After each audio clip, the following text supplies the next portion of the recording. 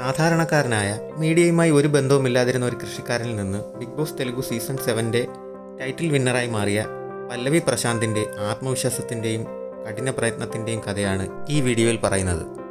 3 വർഷം മുമ്പ് വരെ ഒരു മീഡിയ ബന്ധവുമില്ലാതിരുന്ന പ്രശാന്തിനെ ചാനൽ നേരിട്ട് ഓഡിഷന് വിളിക്കും വിധം എങ്ങനെ ജനപ്രിയനായി എന്ന് നോക്കാം.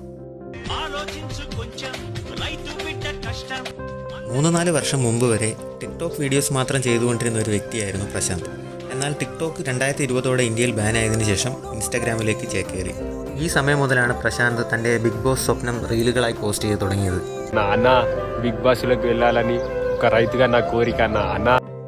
കൃഷിക്കാരനായ പ്രശാന്ത് വളരെ ഇമോഷണലായി സംസാരിച്ച് പോസ്റ്റ് ചെയ്തിരുന്ന ഈ വീഡിയോകളിലെല്ലാം തൻ്റെ ജോലിയും ചുറ്റുപാടുകളും വ്യക്തമാക്കിയിരുന്നു. താനൊരു സാധാരണക്കാരനായ കൃഷിക്കാരനാണെന്നും തനിക്ക് ബിഗ് ബോസിൽ മത്സരിക്കണമെന്നുള്ളത് ഏറ്റവും വലിയ ആഗ്രഹങ്ങളിൽ ഒന്നാണെന്നും ഈ വീഡിയോകളിലെല്ലാം പ്രശാന്ത് പറഞ്ഞിരുന്നു. കുറച്ച് പേർ ഈ വീഡിയോകളെല്ലാം കണ്ട് പ്രശാന്തിനെതിരെ സംസാരിച്ചിരുന്നെങ്കിലും ഷെയർ ചെയ്യാനും സപ്പോർട്ട് ചെയ്യാനും ഒരു വലിയ വിഭാഗം ആളുകൾ മുന്നോട്ട് വന്നിരുന്നു. തെലുഗു സീസൺ 4 കഴിഞ്ഞ സമയം മുതൽ ബിഗ് ബോസിലേക്ക് വരാൻ വേണ്ടി പ്രശാന്ത് വീഡിയോകൾ പോസ്റ്റ് ചെയ്ത് തുടങ്ങിയിരുന്നു. എനിക്ക് ബിഗ് ബോസിൽ മത്സരിക്കണം, ഞാനൊരു സാധാരണക്കാരൻ മാത്രമാണ്. സെലിബ്രിറ്റികൾ പങ്കെടുക്കുന്ന ഈ ഷോയിൽ സാധാരണക്കാരനായി എനിക്ക് മത്സരിക്കണമെന്ന് ആഗ്രഹമുണ്ട്. അതുകൊണ്ട് നിങ്ങളെല്ലാവരും ദയവ് ചെയ്ത് ഈ വീഡിയോ ബിഗ് ബോസ് ടീമിനും ഹോസ്റ്റായ നാഗാർജുന സാറിന് ഷെയർ ചെയ്ത് എന്നെ സഹായിക്കണം. ഇതായിരുന്നു പ്രശാന്ത് പോസ്റ്റ് ചെയ്തിരുന്ന ഈ വീഡിയോകളിലെ ഏകദേശ ഉള്ളടക്കം. അതിനുശേഷം ചില സിനിമകളുടെ ഓഡിയോ ലോഞ്ച്, ട്രെയിലർ ലോഞ്ച് തുടങ്ങിയ ഇവൻറ്റുകൾക്ക് പോയി അതിലെ താരങ്ങൾക്കൊപ്പം നിന്ന് അവരെ കൊണ്ട് വീഡിയോ ഷെയർ ചെയ്യിക്കാൻ പറയിപ്പിക്കുകയും ചെയ്തു തുടങ്ങി. കൂടാതെ പോപ്പുലറായ അനവധി സോഷ്യൽ മീഡിയ ഇൻഫ്ലുവൻസേഴ്സിനൊപ്പം ഇതുപോലെ വീഡിയോസ് പോസ്റ്റ് ചെയ്ത് തുടങ്ങിയതോടെ പ്രശാന്തിൻ്റെ ഫോളോവേഴ്സും പ്രശസ്തിയും കൂടി തുടങ്ങി. ചെറിയ ചെറിയ ഇവൻറ്റുകളും ഇനോഗ്രേഷനുകളും പ്രശാന്തിനെ തേടി വന്നു തുടങ്ങി. പുറത്തേക്കിറങ്ങിയാൽ ആളുകൾ പ്രശാന്തിനെ തിരിച്ചറിയുന്ന സ്ഥിതി എത്തി. മുൻ വർഷങ്ങളിൽ പലപ്പോഴായി മാറ്റിവിയുടെ ഓഫീസിലും ബിഗ് ബോസ് ഹൗസുള്ള അന്നപൂർണ സ്റ്റുഡിയോയിലും ഹോസ്റ്റായ നാഗാർജുനയുടെ വീടിന് മുന്നിലും അവസരം തേടിപ്പോയി നിരാശയോടെ മടങ്ങേണ്ടി വന്ന പ്രശാന്ത് സ്വന്തമായി ഒരു പ്രശസ്തി ഉണ്ടാക്കിയെടുത്തു. ഇതിനിടെ കുറച്ച് ഷോർട്ട് ഫിലിംസിലും കവർ സോങ്സിലുമൊക്കെ പ്രശാന്തിന് അവസരം ലഭിച്ചു. 4, 5, 6 സീസണുകൾ കടന്നുപോയി. ഓരോ സീസണും തുടങ്ങുന്നതിന് അവസാന ഒരാഴ്ച വരെ പ്രശാന്ത് ശ്രമങ്ങൾ തുടർന്നുകൊണ്ടിരുന്നു.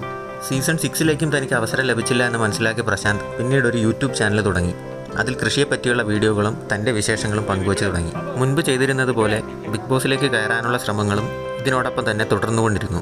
2023 സെപ്റ്റംബറിൽ തുടങ്ങാനിരുന്ന ബിഗ് ബോസ് തെലുഗു സീസൺ 7 ആരംഭിക്കാൻ 1.5 മാസം മുമ്പ് വരെയും PP സ്റ്റാർ എന്നറിയപ്പെട്ടിരുന്ന പ്രശാന്ത് ബിഗ് ബോസിലേക്ക് വരാൻ ശ്രമിക്കുന്നതിൻ്റെ ഭാഗമായുള്ള വീഡിയോകൾ പോസ്റ്റ് ചെയ്തുകൊണ്ടിരുന്നു. അങ്ങനെ ഒരു ദിവസം 3-4 വർഷങ്ങളായി പ്രശാന്ത് കാത്തിരുന്ന ബിഗ് ബോസ് കോൾ വന്നെത്തി. പിന്നീട് നടന്നത് ചരിത്രം. 3-4 വർഷത്തെ കാത്തിരിപ്പിനൊടുവിൽ Pallavi Prashanth Bigg Boss Telugu season 7 മത്സരാർത്ഥിയായി പ്രവേശിച്ചു.